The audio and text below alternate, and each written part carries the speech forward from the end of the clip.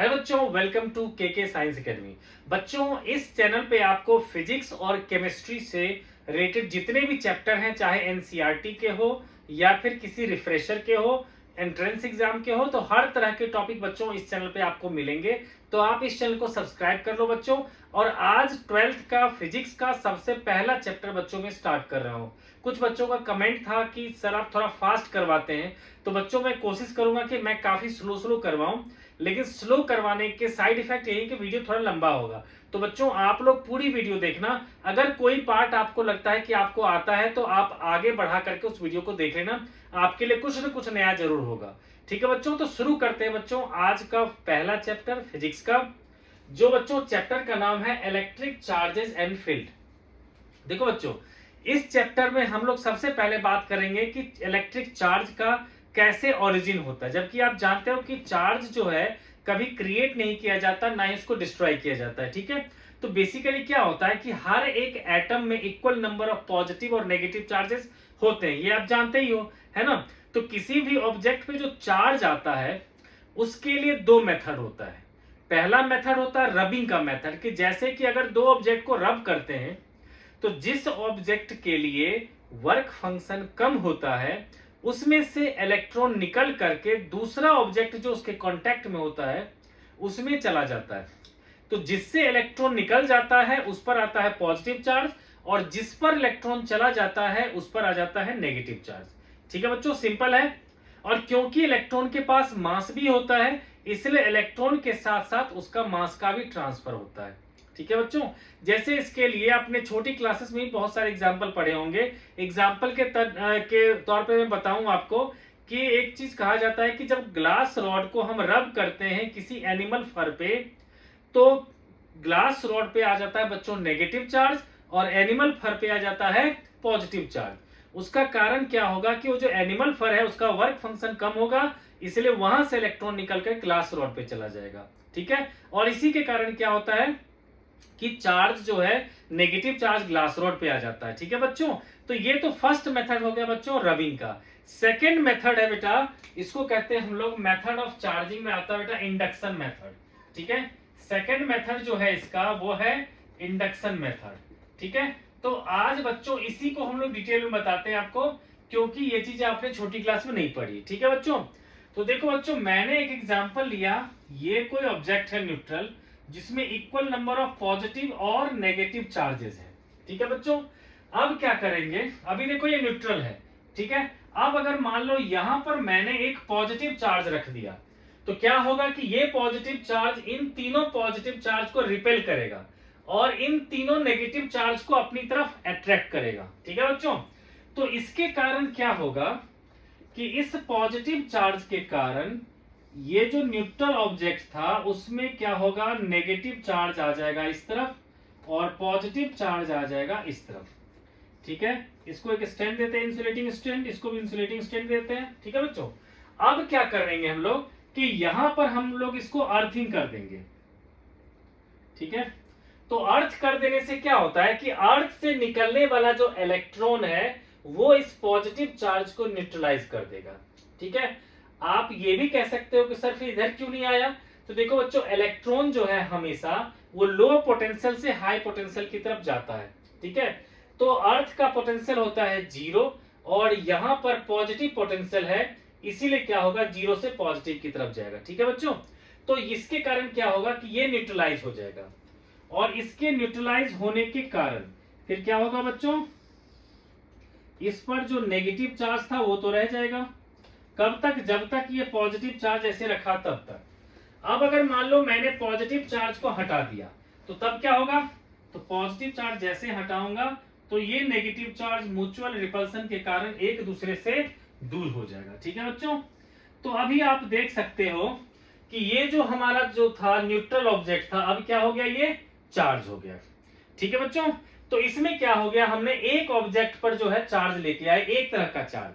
अब एक दूसरा एग्जांपल लेते हैं जिसमें क्या होगा कि हम पॉजिटिव एक ऑब्जेक्ट पे लेके आएंगे और दूसरे ऑब्जेक्ट पे हम लोग नेगेटिव चार्ज लेके आएंगे। इसके लिए फिर से हम लोग वही एग्जांपल लेते हैं कि दो ऑब्जेक्ट को हम एक दूसरे के कांटेक्ट में रख देते हैं। देखो बच्चों, ये ऑब्जेक्ट और ये ऑब्जेक्ट, ठीक है, positive negative positive negative positive negative.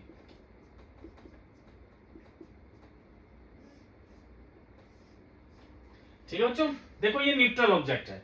अब क्या किया मैंने कि फिर से यहां पर एक पॉजिटिव चार्ज को रख दिया, तो अब क्या करेगा, ये पॉजिटिव चार्ज को क्या करेगा, रिपेल करेगा। ठीक है, तो इसके कारण क्योंकि ये दोनों कांटेक्ट में है, तो दोनों के ही positive charge right side shift कर जाएंगे और दोनों के ही नेगेटिव चार्ज क्या होगा, लेफ्ट साइड शिफ्ट कर जाएंगे।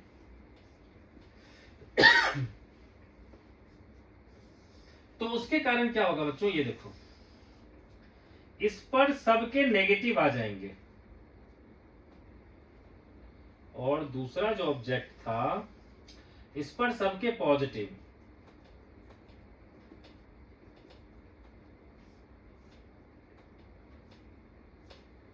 ठीक है बच्चों, क्योंकि ये पॉजिटिव चार्ज है, इसने सारे पॉजिटिव को रिपेल किया, इस पे चला गया और नेगेटिव वाले इधर आ गए। फिर क्या किया मैंने, अब जो है, अब क्या कर रहा हूं बच्चों, इसके प्रेजेंस में ही पहले दोनों को हम अलग अलग कर लेते हैं। 1 2 3 4 5 6 इसके प्रेजेंस में। ठीक है बच्चों, और दूसरा जो था ये 1 2 3 4 5 6। ठीक है बच्चों, ये कब हुआ, जब इसके प्रेजेंस की बात हो रही है। अब अगर मान लो मैंने इसको हटा दिया, इसको जैसे हटाऊंगा मैं, उसके बाद क्या होगा, एक यहां ले लेते हैं, एक यहां ले लेते हैं। ठीक है बच्चों, तो इस पर क्या होगा, म्यूचुअल रिपल्सन के कारण जितने भी इलेक्ट्रॉन्स थे वो क्या होंगे, डिस्पर्स हो जाएंगे इधर से, और यहां पर पॉजिटिव चार्ज पूरा का पूरा फैल जाएगा। ठीक है बच्चों, तो इस तरह से क्या हो, देखो जो फिर से बताता हूं मैंने कि मैंने क्या किया, दो न्यूट्रल ऑब्जेक्ट ले लिया। अब इस पॉजिटिव चार्ज ने इन सभी पॉजिटिव चार्ज को रिपेल किया, और क्योंकि दोनों कांटेक्ट में थे तो इसका भी पॉजिटिव उस तरफ चला गया और दोनों का ही नेगेटिव इधर आ गया। ठीक है बच्चों, तो इसके बाद मैंने ये बताया था, ये वाला। ठीक है, तो क्या होगा, दोनों के पॉजिटिव एक तरफ और दोनों के नेगेटिव एक तरफ इसके प्रेजेंस में। अब इसके प्रेजेंस में ही मैंने क्या किया कि दोनों को अलग अलग कर दिया। ठीक है, अलग अलग करने से इस पर सारा नेगेटिव रह गया, इस पर सारा पॉजिटिव रह गया। अब इस चार्ज को हटा लिया तो फिर क्या होगा, एक पर सिर्फ नेगेटिव, एक पर ये सिर्फ पॉजिटिव रह गया। ठीक है बच्चों, इस तरह से हमने दो ऑब्जेक्ट पे दोनों अलग अलग चार्जेस हमने कर लिया। तो ये क्या था बच्चों, ये था हमारा method of charging by induction method. ठीक है, तो अब बच्चों हम बात करते हैं इलेक्ट्रिक चार्ज की जो प्रॉपर्टीज होती है उसके बारे में। ठीक है बच्चों, तो देखो इलेक्ट्रिक चार्ज की जो है वो मेनली 3 प्रॉपर्टीज होती है। तो टॉपिक है बच्चों प्रॉपर्टीज ऑफ इलेक्ट्रिक चार्जेस।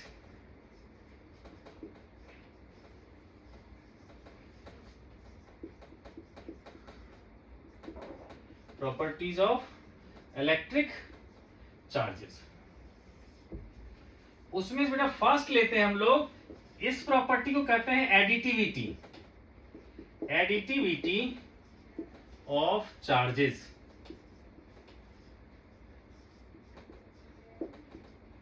ठीक है बच्चों, इसका क्या मतलब हो गया बच्चों कि किसी भी हम चार्ज को हम अलजेब्रिकली हम ऐड या सब्ट्रैक्ट कर सकते हैं। ठीक है, कहो सर इसमें कौन सी नई बात, तो बच्चों आप जानते हो कि जितने भी फिजिक्स में जो भी क्वांटिटीज आती हैं या तो स्केलर होती हैं या फिर वो वेक्टर होते हैं।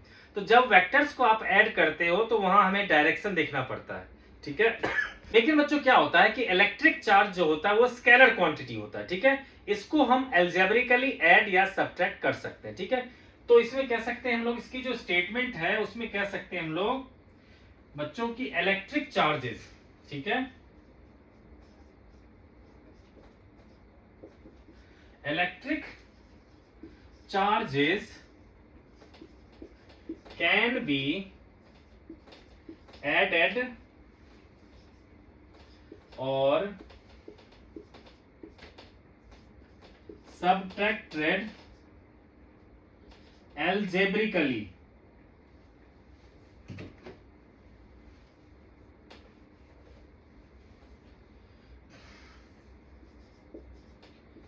algebraically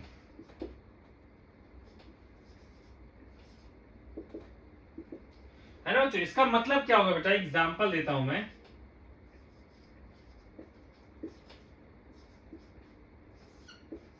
देखो बच्चों, 2 कूलम प्लस 3 कूलम हमेशा होगा आपका 5 कूलम। इसको उससे कोई फर्क नहीं पड़ता कि क्या है डायरेक्शन, कुछ भी, है ना। अब अगर मान लो मैंने लिया 3 कूलम माइनस 2 कूलम, तो ये हमेशा क्या होगा 1 कूलम। ठीक है, कि हम लोग एल्जेब्रिकली हम इसको ऐड या सब्ट्रैक्ट कर सकते हैं किसी भी इलेक्ट्रिक चार्जेस को। ये है हमारा एडिटिविटी ऑफ इलेक्ट्रिक चार्जेस। ठीक है बच्चों। अब बेटा सेकेंड लिखते हैं प्रॉपर्टी। सेकेंड प्रॉपर्टी है बेटा quantization of electric charge.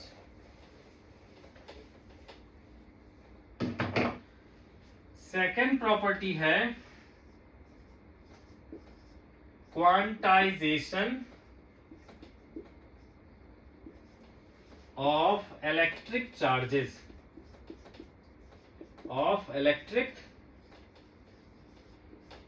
Charges. ठीक है बच्चों, क्वांटाइजेशन ऑफ इलेक्ट्रिक चार्जेस। तो देखो बच्चों, इसका स्टेटमेंट ये कहता है कि किसी भी ऑब्जेक्ट पे जो चार्ज आता है वो बेसिकली में इंटीग्रल नंबर ऑफ इलेक्ट्रॉन्स के ट्रांसफर होने के कारण आता है। ठीक है बच्चों, तो इसका मतलब क्या हुआ कि कभी ऐसा नहीं होगा कि हाफ इलेक्ट्रॉन ट्रांसफर होगा। कभी भी होगा तो या तो 1 इलेक्ट्रॉन होगा, 2 इलेक्ट्रॉन होगा, 3 इलेक्ट्रॉन होगा। ठीक है, तो यही कहलाता है हमारा क्वांटाइजेशन ऑफ चार्ज, कि किसी भी ऑब्जेक्ट पे जो चार्ज होगा वो basically integral number of electrons के ट्रांसफर के कारण होगा। ठीक है, तो हम लिख सकते हैं स्टेटमेंट इसके लिए कि charge on any object is due to the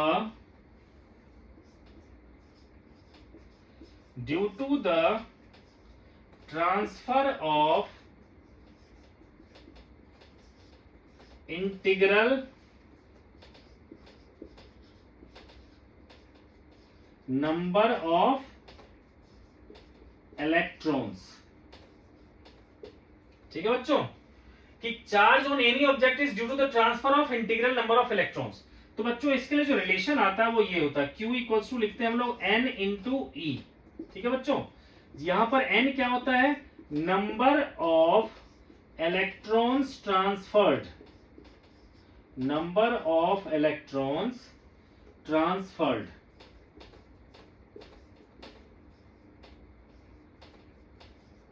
ठीक है बच्चों, नंबर ऑफ इलेक्ट्रॉन्स ट्रांसफर। ठीक है, इसके अलावा बेटा जी क्या होता है कि स्मॉल ई जो होगा हमारा, ये होगा charge on electron, charge on electron,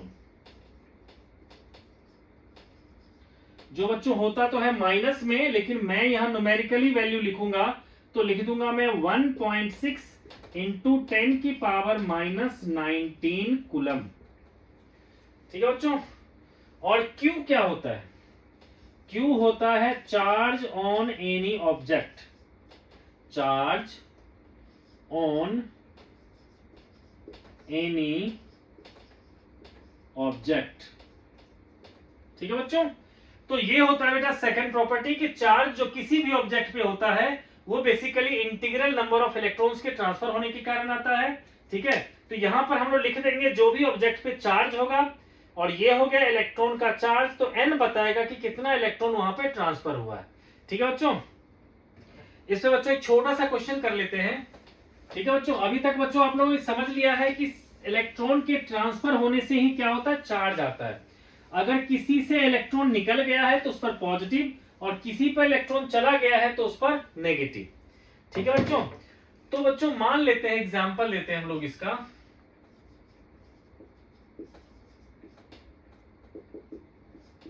question है ये कि calculate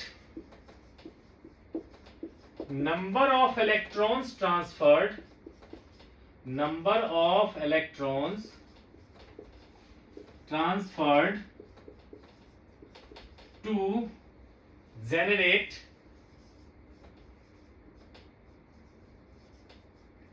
1 coulomb charge on that object।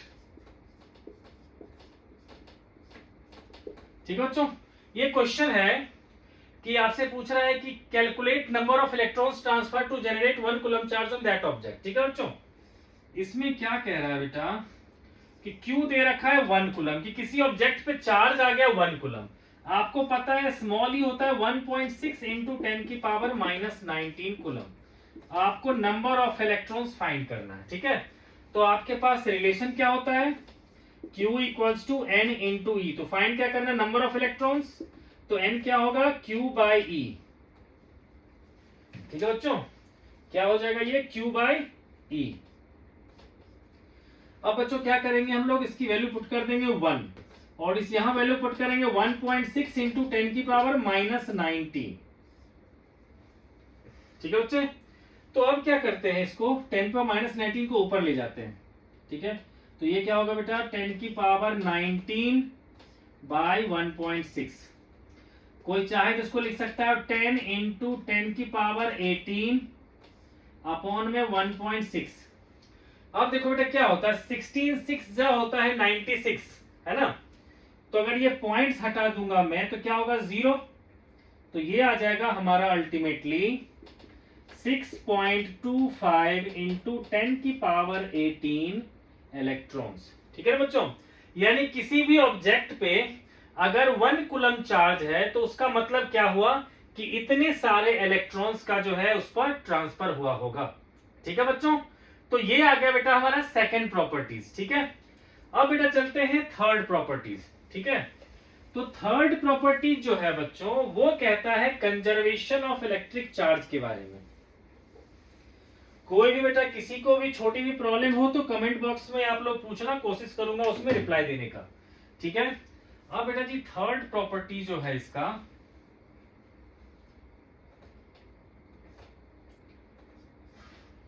इसको लिखेंगे हम लोग कंजर्वेशन ऑफ इलेक्ट्रिक चार्जेस। ठीक है बच्चों, तो देखो बच्चों इसका क्या कहना है कि किसी भी फिजिकल या केमिकल प्रोसेस में इलेक्ट्रिक चार्ज हमेशा कंजर्व रहता है। ठीक है बच्चों, तो फिजिकल जो हम लोग इसका एग्जांपल लेना चाहेंगे बच्चों, तो चले फिजिकल चेंज पहले स्टेटमेंट लिख देते हैं, इन ऑल फिजिकल और chemical processes electric charge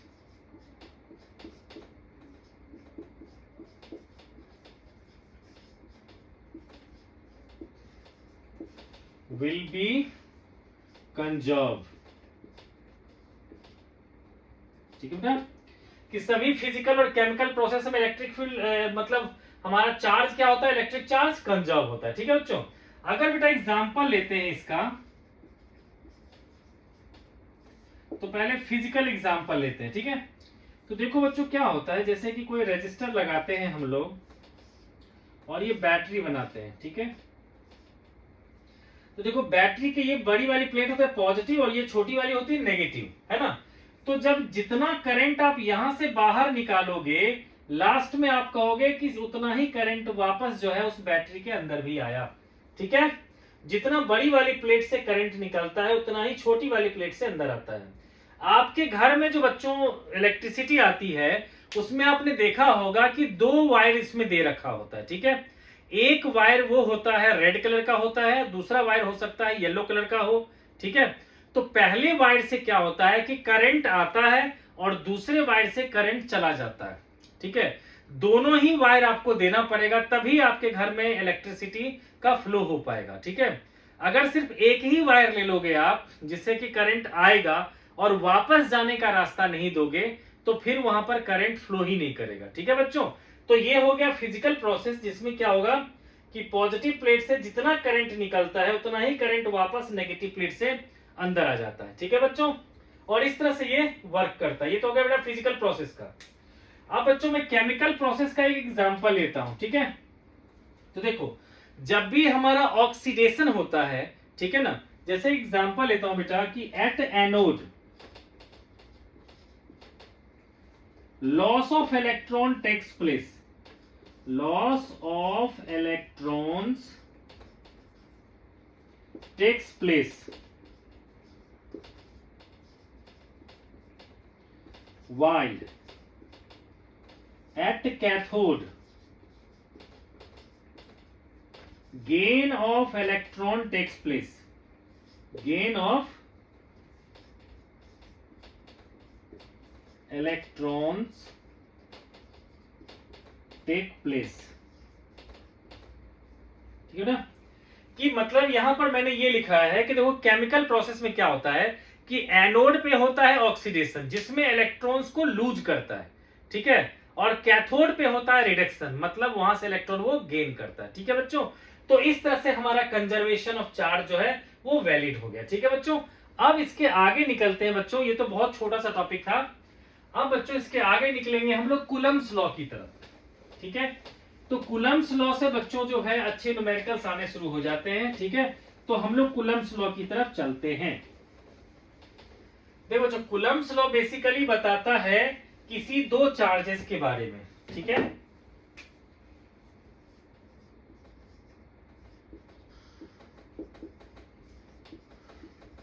Coulomb's law of electric charges. ठीक है बच्चों, इसका बच्चों ये होता है स्टेटमेंट, ठीक है, कि दो चार्जेस बच्चों, मान लो ये Q1 चार्ज है, ये दूसरा Q2 चार्ज है। ठीक है, इन दोनों के बीच में जो फोर्स ऑफ अट्रैक्शन या रिपल्सन लगेगा उसको E लिख लेता हूं। E stands for electrostatic force of attraction और रिपल्सन। तो अकॉर्डिंग टू कूलम्स लॉ कि this electrostatic force of attraction और repulsion is directly proportional to product of their charges. ठीक है, and it is inversely proportional to the square of the distance between them. ठीक है बच्चों, statement यही कह सकते हैं, the electrostatic force of attraction और repulsion between the two charges is directly proportional to product of their charges and inversely proportional to the square of the distance between them.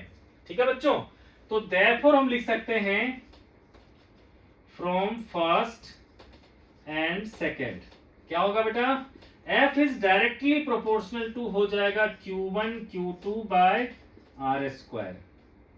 ठीक है, अब अगर मैंने प्रोपोर्शनलिटी साइन हटा दिया, ठीक है, तो कोई ना कोई कांस्टेंट लगाना पड़ेगा।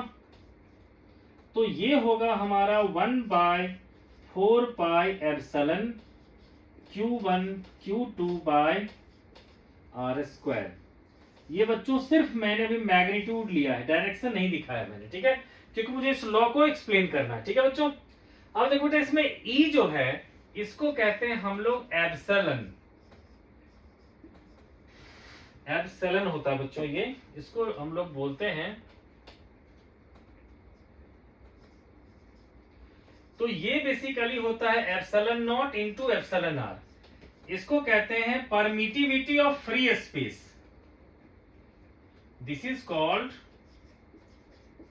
permittivity of free space, और इसको कहते हैं हम लोग रिलेटिव परमिटिविटी। Relative permittivity. ठीक है बच्चों, तो एप्सिलॉन होता है epsilon naught into epsilon R. अब देखो, हम लोग जनरली जो एयर में बात करते हैं, ठीक है, तो लिख सकते हैं हम लोग कि फॉर एयर और वैक्यूम एप्सिलॉन आर की वैल्यू हो जाती है 1। ठीक है, तो इसका मतलब क्या हो गया कि फोर्स इन एयर जो हो जाएगा बच्चों वो क्या हो जाएगा, 1/4 pi epsilon naught Q1 Q2 by R square. ठीक है, अब ये लिख दिया है तो थोड़ा सा एक दो पॉइंट और लिख देता हूं, है ना, कि फॉर मेटल एप्सिलॉन आर की वैल्यू हो जाता है इन्फिनिटी। ठीक है, इनफाइनाइट वैल्यू हो जाता है। ठीक है बच्चों, इसलिए क्या होता है, मेटल के अंदर में इलेक्ट्रिक फील्ड हो जाती है 0। ठीक है, तो ये हो गया बेटा रिलेशन। अब क्या होगा कि अगर आपको कोई कहेगा कि रिलेटिव जो है ना हमारा रिलेटिव परमिटिविटी, इसको डिफाइन करके बताओ। ठीक है, इसको कैसे डिफाइन करेंगे। ठीक है बच्चों, तो पहले बच्चों यहां तक समझ आ गया आप लोग को कि कूलम्स लॉ ये कहता है कि force is directly proportional to product of charges and inversely proportional to the square of the distance. ठीक है बच्चों, तो अब बच्चों क्या करने वाले हैं हम लोग, ठीक है, कि हमें डिफाइन करना है रिलेटिव परमिटिविटी को। ठीक है, तो इसमें इसको रब कर देता हूं। देखो बच्चों, रिलेटिव परमिटिविटी को डिफाइन करना है तो हमें क्या करना पड़ेगा कि चार्ज को एक बार उस मीडियम में रखेंगे जिसका रिलेटिव परमिटिविटी हमें फाइंड करना है, ठीक है, और एक बार रखेंगे एयर में। तो देखो बच्चों, उस मीडियम में जब रखेंगे तो आप लोग को पता है फॉर्मूला क्या लिखेंगे, 4 pi epsilon naught epsilon R Q1 Q2 by R square. ये आ जाएगा बेटा 1 बाय 4 pi epsilon naught Q1 Q2 by R square. देखो जो सब कुछ सेम है, सिर्फ एप्सिलॉन आर एप्सिलॉन नॉट का फर्क है। ठीक है, तो अगर बच्चों हमने Fm को ऊपर रखा, Fa को नीचे रखा, तो एप्सिलॉन आर क्या आएगा, नीचे। तो मुझे अगर इसको डिफाइन करना है तो मुझे इसको ऊपर लाना पड़ेगा। तो मैं क्या करने वाला हूं, F air by F medium कर दूंगा, तो आ जाएगा ये एप्सिलॉन आर आ जाएगा, रिलेटिव परमिटिविटी। ठीक है, तो अगर डिफाइन करना हो तो क्या कह सकते हैं कि 10 relative permittivity, relative permittivity of any medium, of any medium is defined as the ratio of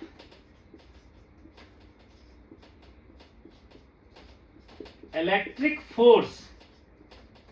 देखो जो आगे आप लोगों को फील्ड भी पढ़ोगे तो यहां फोर्स की जगह पर कोई चाहे तो फील्ड भी लिख सकता है। रेशियो ऑफ इलेक्ट्रिक फोर्स, अगर फोर्स लिखेंगे तो लिख देना पड़ेगा between two charges, between two charges separated by same distance, separated by same distance, separated by same distance, ठीक है, in air to that medium, in air to that medium। ठीक है बच्चों, तो मैं फिर से बोल देता हूं 10 relative permittivity of any medium is defined as the ratio of electric force between two charges separated by same distance in air to that medium. ठीक है बच्चों, तो इस तरह से हमारा रिलेटिव परमिटिविटी का डेफिनेशन आ गया। ठीक है बच्चों, अब बच्चों क्या करते हैं हम लोग, कूलम्स लॉ को वेक्टर में प्रूव करते हैं। ठीक है, तो बेटा इसके लिए छोटा सा डेरिवेशन भी आ जाता है कि derive Coulomb's law in vector form.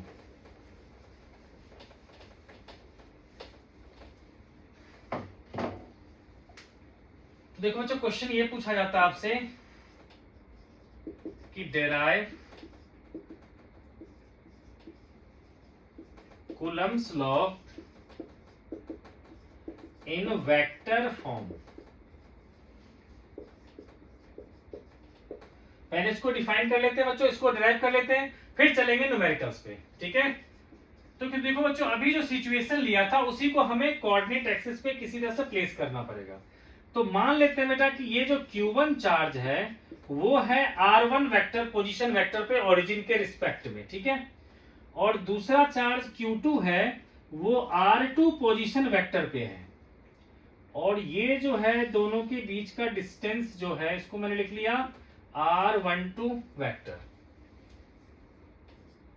ठीक है, अब देखो ये जो इस पर रिपल्सन लगाएगा वो इस डायरेक्शन में होगा F12। ठीक है, तो आप क्या कह सकते हो कि F12 वेक्टर होगा हमारा, अगर मैं बच्चा एयर की बात करता हूं तो 1/4 pi epsilon naught Q1 Q2 bye R12 का स्क्वायर, जो डिस्टेंस बिटवीन देम था, इनटू यूनिट वेक्टर क्या होगा बच्चों, R12, यानी कि 1 से लेकर के 2 की तरफ। ठीक है बच्चों, तो अब क्या है बच्चों कि मैं इस ट्रायंगल लॉ से कुछ रिलेशन निकालना चाहता हूं। ठीक है, तो मैं यहीं पे लिख लेता हूं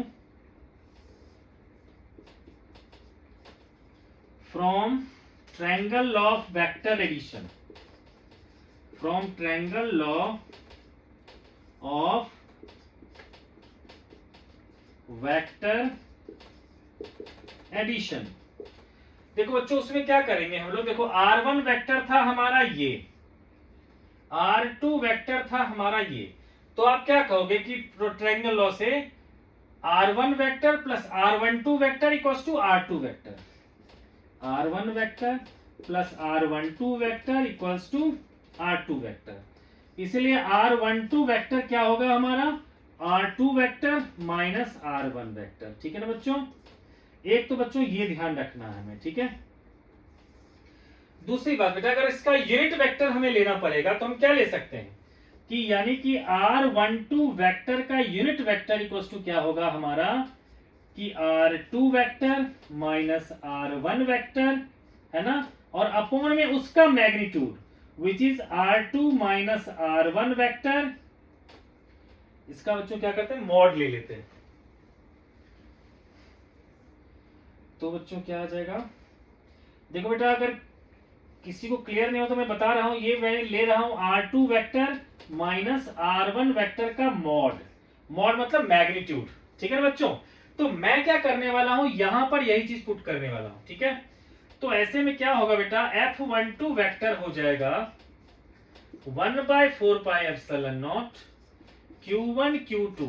अब देखो ये तो R12 वेक्टर का मैग्नीट्यूड है, तो इसको भी लिख सकता हूं मैं R2 vector minus R1 vector के मॉड, मतलब मैग्नीट्यूड है ना, उसका स्क्वायर, और ये यूनिट वेक्टर है, इसको लिखूंगा मैं R2 vector minus R1 vector upon में R2 vector minus R1 vector का मॉड। ठीक है बच्चों, अब देखो यहां पावर 2 था, यहां पावर 1 है, तो ये क्या आ जाएगा हमारा F12 आ जाएगा बच्चों 1/4 pi epsilon naught Q1 Q2 upon में R2 माइनस R1 के मैग्नीट्यूड की पावर 3, और यहां पे आ जाएगा हमारा vector R2 vector minus R1 vector. ठीक है, तो बच्चों जिसको क्लियर नहीं हो रहा होगा यहां पर मैं उसके लिए यहां पर लिख देता हूं। ठीक है, या बच्चों पहले एक बार देख लो, मैं बोल देता हूं F12 है हमारा 1/4 pi epsilon Q1 Q2 by R2 minus R1 vector जो है उसका मॉड की power 3 into R2 minus R1। ठीक है बच्चों, इससे आ गया बच्चों हमारा F12। ठीक है, तो यही है आपका वेक्टर फॉर्म में। ठीक है बच्चों, इसी से आपको ये भी कह सकता है कि आप प्रूफ करके दिखाओ कि F12 इक्वल्स टू होगा माइनस F21। ठीक है बच्चों, तो अगर बेटा ये जो जैसे F12 ये है हमारा, तो अगर आपसे कहे कि F21 क्या होगा, है ना, तो आप क्या करोगे बच्चों, यहां 1 जो है उसकी जगह पर 2 लिख लोगे, तो कहोगे F21 होगा हमारा 1/4 pi epsilon naught Q1 Q2 by R2। देखो बेटा R12 था हमारा, है ना, तो R2 माइनस R1, यहां क्या लिखेंगे हम लोग R1 माइनस R2, और यहां लिखेंगे R1 पावर 3 माइनस R2, है ना बच्चों। तो देखो बच्चों क्या इसमें और उसमें फर्क क्या है, इसमें R2 माइनस R1, इसमें R1 माइनस R2 है। ठीक है, तो इसीलिए अगर आप लिखोगे कि F12 तो इक्वल्स टू क्या होगा माइनस F21। ठीक है, ये प्रूव्ड हो जाएगा। ठीक है बच्चों, या कोई चाहे तो लिख सकता था F12 प्लस F21, तो ये 0 हो जाता, तो हम दूसरी तरफ ले जाएंगे तो क्या हो जाएगा माइनस। ठीक है बच्चों, तो ये तो बेटा हो गया एक्स्ट्रा पार्ट जब आपको प्रूव करना होगा कि F12 equals to minus F21। Otherwise Coulomb's law in vector form को प्रूव करना होगा बच्चों, तो ऐसे ही कर सकते हो। ठीक है, क्लियर हो गया। अब बच्चों इस पर सिंपल सिंपल न्यूमेरिकल से लेकर के थोड़े से लेवल बढ़ाते चले जाएंगे बच्चों न्यूमेरिकल्स का। ठीक है, किसी को कोई कंफ्यूजन हो बच्चों तो बता चुका हूं मैं कि कमेंट बॉक्स में आप लोग पूछना, मैं जरूर जवाब दूंगा आपको।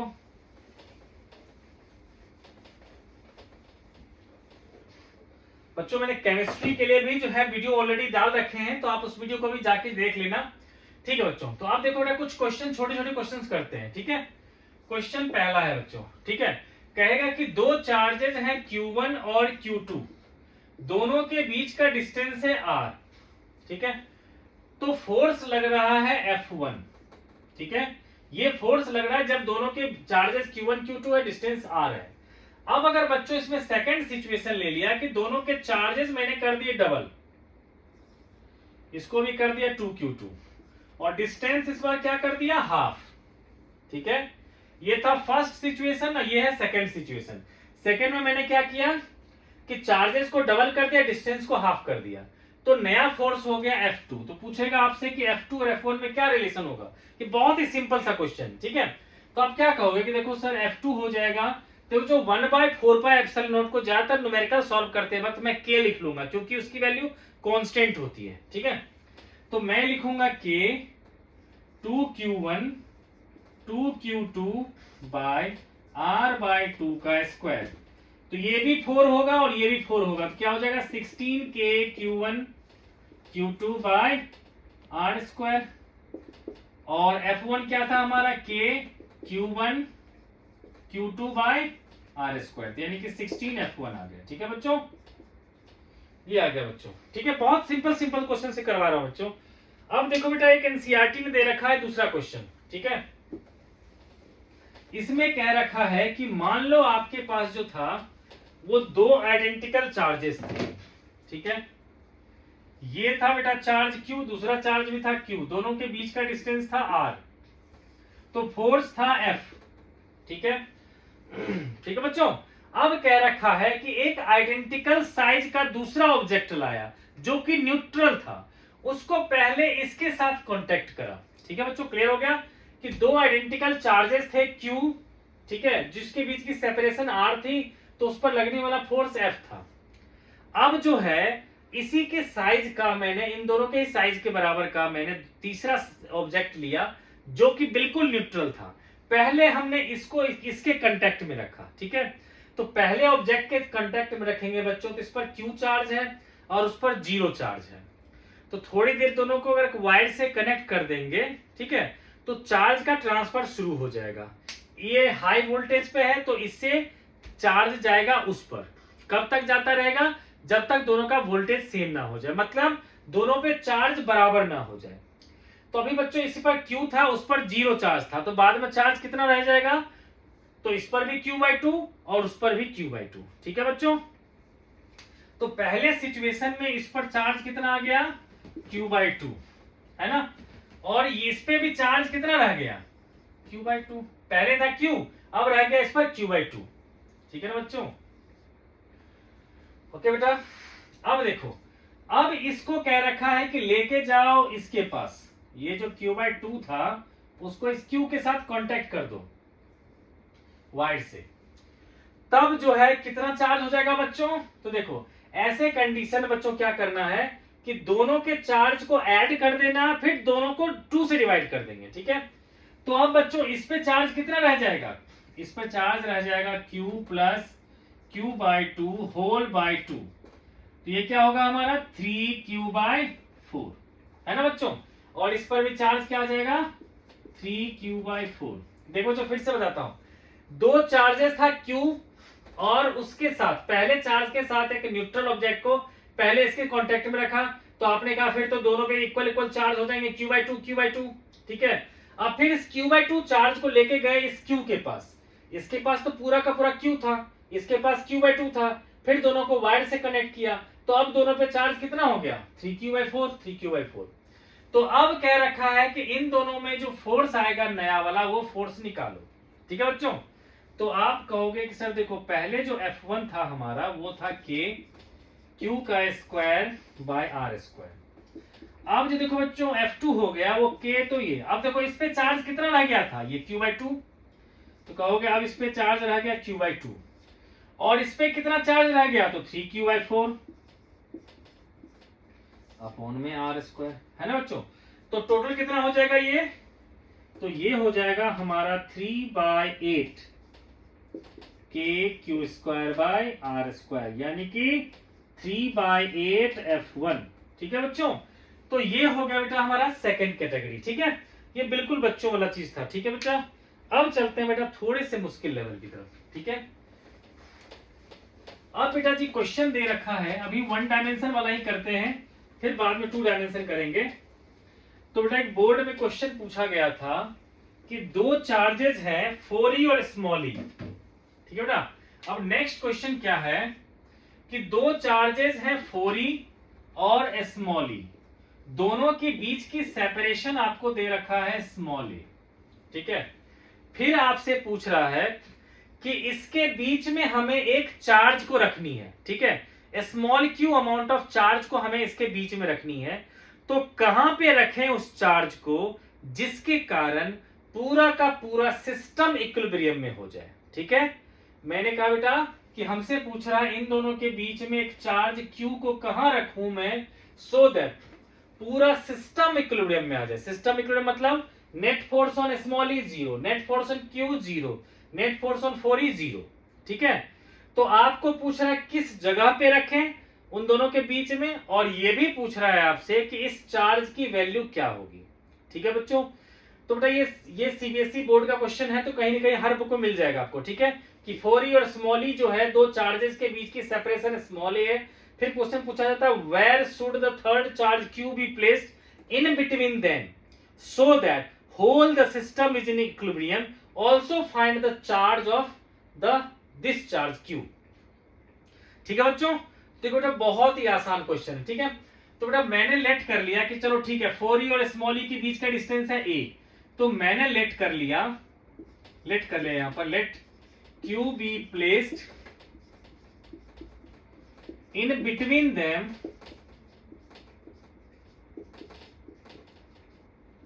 Eight distance x from 4e, ठीक है बेटा। मैंने लेट कर लिया कि ये जो चार्ज q है वो 4e से x डिस्टेंस पे है। तो अब बच्चों देखो ये पूरा डिस्टेंस a है, ये है x, तो ये डिस्टेंस कितना बचा a माइनस एक्स, है ना। क्लियर है बच्चों। अब देखो बच्चों ये जो 4e चार्ज है अभी तो हमें दिख रहा है ये पॉजिटिव ही है ना, तो ये जो 4e है ये भी पॉजिटिव है, ये चार्ज है q ये भी पॉजिटिव है, तो ये 4e इस q पर किस डायरेक्शन फोर्स लगाएगा, उसको अट्रैक्ट करेगा या उसको रिपेल करेगा, ठीक है। तो ऑब्वियस सी बात है ये क्या करेगा, रिपेल करेगा। तो इसको बच्चों मैंने लिख लिया F1 किसके कारण, इस 4e के कारण, ठीक है। तो यहां लिखता हूं इफ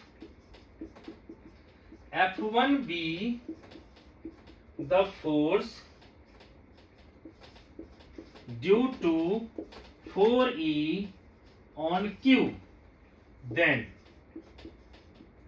तो बेटा F1 क्या होगा हमारा, तो मैं 1/4πε की जगह पर Q लिख लेता हूं, मैं K लिख लेता हूं, तो K into 4e into Q upon में डिस्टेंस का स्क्वायर एक्स स्क्वायर। अब देखो बच्चों इसके कारण फोर्स लग रहा है राइट डायरेक्शन में, जिसको हम लोग पॉजिटिव एक्स एक्सिस कहते हैं, इसको लिख लूंगा मैं I, ठीक है। अब इसके कारण मान लो स्मॉल e के कारण जो इस पर फोर्स लगेगा वो किस डायरेक्शन लगेगा, इस डायरेक्शन में, विच इज F2।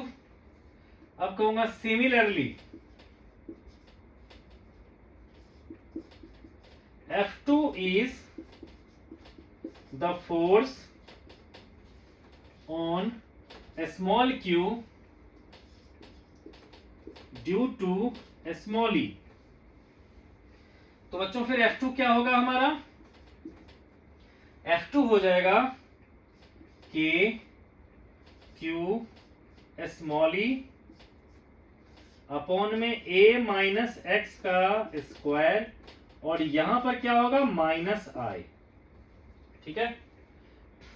अब आप कह सकते हो कि since this charge is at equilibrium, क्या लिखेंगे बच्चों, कहेंगे since Q is at equilibrium, तो therefore क्या हो जाएगा बच्चों कि F1 vector plus F2 vector equals to क्या होगा 0, ठीक है।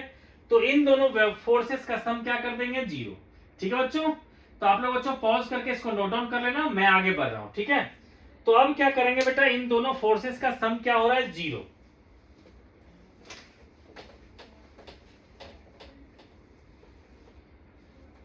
तो क्या होगा बच्चों, तो यहां पर आप लिख सकते हो, ठीक है, कि F1 plus F2 equals to 0 implies that F1 equals to minus F2 vector. हम लोग बच्चों मैग्नीट्यूड ले लेते हैं, क्यों, क्योंकि हमें डिस्टेंस निकालना अभी, ठीक है।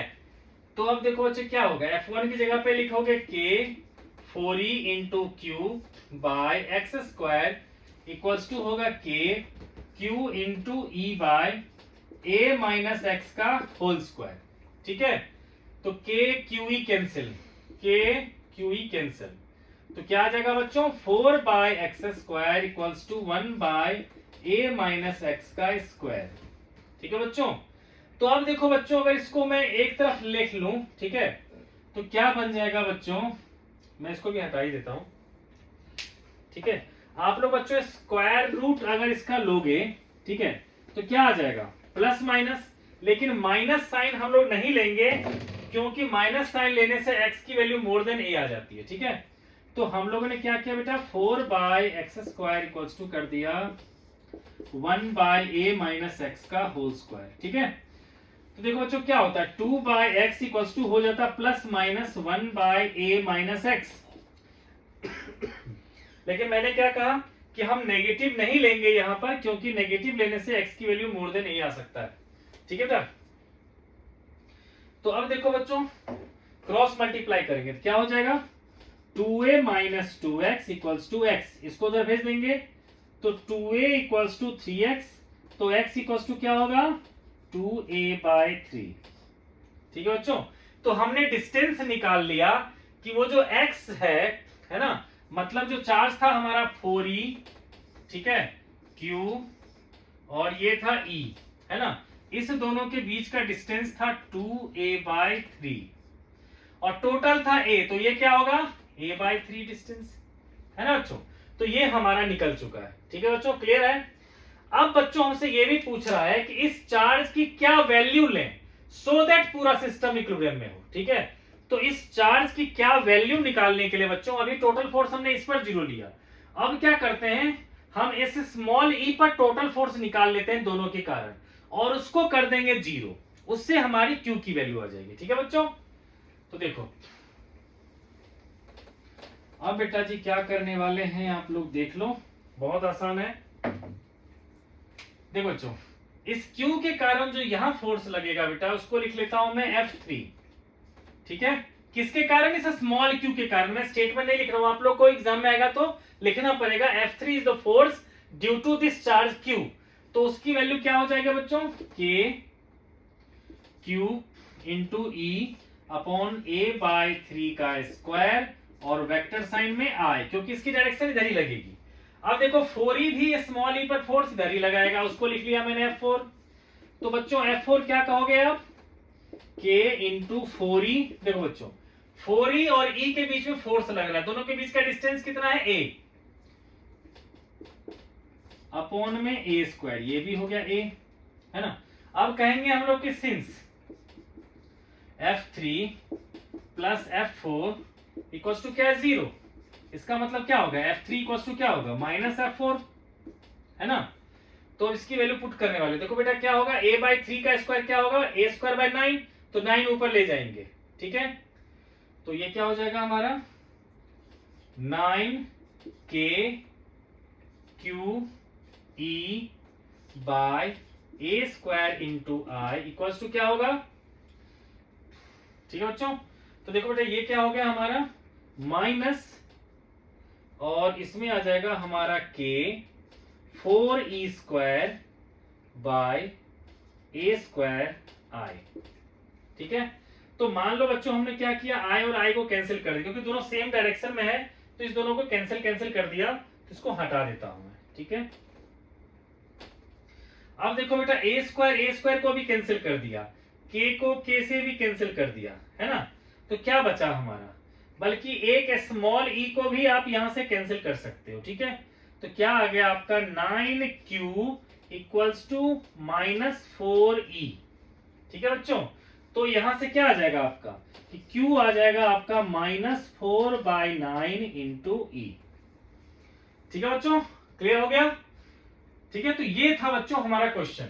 अब एक क्वेश्चन बच्चों 2 डायमेंशन का भी मैं आपको करवा देता हूं, ठीक है। बल्कि उन सभी क्वेश्चन में बच्चों 2-3 क्वेश्चन में आपको थोड़ा सा हिंट देता हूं कैसे क्वेश्चन को करना है, ठीक है।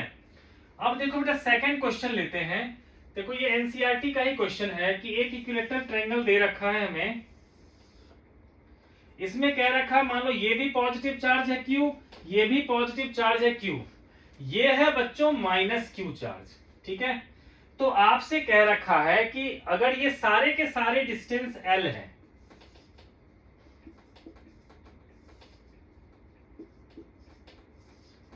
तो आपसे कह रखा है कि नेट फोर्स इस पर भी निकालो और नेट फोर्स इस पर भी निकालो, ठीक है बच्चों। तो इस पॉइंट को बेटा मान लिया A, इस पॉइंट को लिख लिया मैंने B, ठीक है। तो अब देखो बच्चों, ये जो पॉजिटिव चार्ज है वो इस नेगेटिव को रिपेल करेगा या अट्रैक्ट करेगा? तो ऑब्वियस सी बात है, क्या करेगा? अट्रैक्ट करेगा। ये हो गया बेटा F1। ये Q भी इस नेगेटिव चार्ज को क्या करेगा? अट्रैक्ट करेगा, है ना। तो इसके कारण लिख लिया बच्चों मैंने फोर्स F2, ठीक है। अब देखो मैं लिख सकता हूं कि देखो F1 और F2 दोनों का मैग्नीट्यूड क्या होगा बच्चों? सेम होगा। उसको मैं F लिख लूंगा, क्यों? कि देखो F1 का मैग्नीट्यूड क्या कहोगे? K into Q square, magnitude लेंगे तो Q ये भी, ठीक है। तो ये क्या हो जाएगा हमारा? K Q square by L square, ठीक है बच्चों। तो ये दोनों फोर्स का मैग्नीट्यूड आ गया। अब देखो दोनों फोर्स के बीच की एंगल कितनी होती है इक्विलेटरल ट्रायंगल में? 60 डिग्री, ठीक है। तो ऐसे में बच्चों रिजल्टेंट फोर्स यहां पर कितना आ जाएगा? तो देखो बच्चों जब दोनों वेक्टर का मैग्नीट्यूड इक्वल होगा और दोनों के बीच की एंगल 60 डिग्री है, तो रिजल्टेंट फोर्स क्या होगा? बिल्कुल बीचों बीच हो जाएगा। ये हो जाएगा हमारा रिजल्टेंट फोर्स। और रिजल्टेंट फोर्स का मैग्नीट्यूड क्या होगा बच्चों? तो आप कहोगे कि ये होगा F square plus 2f² cos 60 degree, है ना बच्चों। तो ये आ जाएगा √3 इंटू एफ, यानी कि √3 इंटू के Q square by L square, ठीक है बच्चों। तो ये आ जाएगा मैग्नीट्यूड और बिल्कुल किसी एक साइड के साथ ये कितना एंगल बनाता रहेगा? 30 डिग्री, क्योंकि इक्वल मैग्नीट्यूड का है, ठीक है बच्चों। ये यहां की बात हो गई, ठीक है बच्चों। अब अगर मान लो बच्चों अगर आपसे कहेगा कि यहां पर फाइंड करो, ठीक है, तो मैं क्या कर रहा हूं, इस L को हटा देता हूं थोड़ा सा ताकि क्लैरिटी रहे आप लोग को, ठीक है बच्चों। तो अब बच्चों अगर मान लो आपसे कहेगा कि इस B पॉइंट पर फोर्स फाइंड करो, देखो ये पॉजिटिव चार्ज है, ये भी पॉजिटिव, तो ये पॉजिटिव इस पॉजिटिव को रिपेल करेगा या अट्रैक्ट करेगा? तो बिल्कुल सही कह रहे हो आप लोग, क्या होगा? ये इधर रिपेल करेगा। इसको लिख लिया बच्चों मैंने F3 फोर्स। अब ये पॉजिटिव चार्ज है, उसको ये नेगेटिव अपनी तरफ खींचेगा या धक्का देगा? तो ऑब्वियस सी बात है, क्या करेगा? ये इधर ही खींचेगा। इसको बच्चों लिख लिया मैंने F फोर्स। एक्चुअली केवल साइड के, इस ट्रायंगल के साइड के अलोंग ही जाएगा ये, ठीक है। ऊपर थोड़ा सा दिख रहा है तो आपने इसको इग्नोर करना, ठीक है बच्चों। देखो अब यहां भी क्या होगा बेटा कि चाहे F1 लो, F2 लो, F3 लो, F4 लो, सबकी वैल्यू ले लो, सबकी वैल्यू क्या होगा बेटा? F ही रहेगा, और जिसकी वैल्यू ये होगी, ठीक है। क्योंकि यहां भी क्या होगा? देखो अगर मैं इस F3 का मैग्नीट्यूड लूं तो क्या कहोगे? K Q इंटू क्यू, मतलब K Q square by L square. अगर इसकी भी बात करूं तो ये भी क्या होगा? K Q square by L square, है ना बच्चों। तो सिर्फ F ही है। अब देखो दोनों फोर्स के बीच का एंगल कितना हो गया? तो कहोगे ये 60 होता है और पूरा होता है 180, तो ये कितना बच गया? 120 डिग्री, ठीक है बच्चों। अब देखो दो फोर्सेस का मैग्नीट्यूड सेम है, ठीक है, दोनों के बीच का। तो क्या होगा? जब भी दो वेक्टर के बीच का, दोनों वेक्टर का मैग्नीट्यूड अगर सेम होता है तो रिजल्टेंट क्या होगा? बिल्कुल बीच से जाएगा। तो ये होगा बच्चों इसका रिजल्टेंट फोर्स, ठीक है। और इस रिजल्टेंट फोर्स की वैल्यू कैसे निकालेंगे बच्चों? तो यहां पर आप FR कहोगे कि ये होगा F² plus 2f² cos 120 degree. cos 120 कितना होता है? -1/2। तो ये होगा 2f² प्लस 2f² इंटू -1/2, है ना बच्चों। तो क्या आ जाएगा अल्टीमेटली? F, यानी कि K Q square by L square, ठीक है बच्चों। तो ये आ गया, ठीक है बच्चों। तो इस तरह से बच्चों ढेर सारे क्वेश्चंस होते हैं इस पर। तो अगर किसी बच्चों को किसी स्पेसिफिक क्वेश्चन बच्चों अगर प्रॉब्लम होगी, ठीक है, तो आप मुझसे टेक्स्ट करना, मैसेज कर देना आप उसमें ठीक है बच्चों। तो मैं आपको उस क्वेश्चन को नेक्स्ट वीडियो में जरूर करके बताऊंगा, ठीक है बच्चों। तो बच्चों फिलहाल हम लोग इस कूलम्स लॉ को इतना ही रखते हैं। अब हम लोग इसका जो है नेक्स्ट पार्ट बनाएंगे बच्चों, उसमें सिर्फ इलेक्ट्रिक फील्ड को डिस्कस करेंगे। वैसे प्रैक्टिस करवाने के लिए ढेर सारा क्वेश्चन था, लेकिन मैं चाहता हूं कि इसी कंसेप्ट को जानते हुए बच्चों आप लोग एनसीईआरटी के इंटेक्स्ट क्वेश्चंस को जरूर ट्राई करना, क्योंकि एनसीईआरटी का जो सॉल्व इंटेक्स्ट क्वेश्चन होता है वो ज्यादा इंपॉर्टेंट होता है। सॉल्व एग्जांपल से दे रखा है एनसीईआरटी का, वो ज्यादा इंपॉर्टेंट होता है एज कंपेयर टू एक्सरसाइज के क्वेश्चन, ठीक है बच्चों। तो पहले आप लोग कूलम्स लॉ से रिलेटेड जो भी सॉल्व एग्जांपल्स है उनको ट्राई करना, और हम लोग नेक्स्ट वीडियो में इलेक्ट्रिक फील्ड के टॉपिक को डिस्कस करेंगे, और उसमें भी कुछ भी क्वेश्चंस होगा। अगर उससे पहले कोई डाउट आता है तो बच्चों आप लोग मुझे, ठीक है, तो कमेंट बॉक्स में आप मैसेज करना, तो मैं आप लोग को बता दूंगा, ठीक है बच्चों। तो आप बच्चों इस चैनल को सब्सक्राइब कर लो। मिलते हैं हम लोग next part of this chapter, ठीक है बच्चों।